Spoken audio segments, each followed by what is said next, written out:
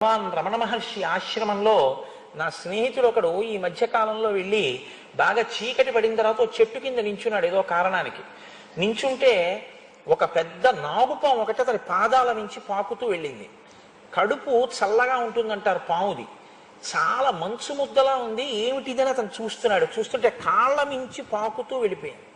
తల ఎత్తలేదు, అతన్ని ఏమీ చేయలేదు. కింద పాము వెడుతూ ఉంటుంది, పైన నెమళ్ళు ఆడుతుంటాయి రమణుల ఆశ్రమంలో.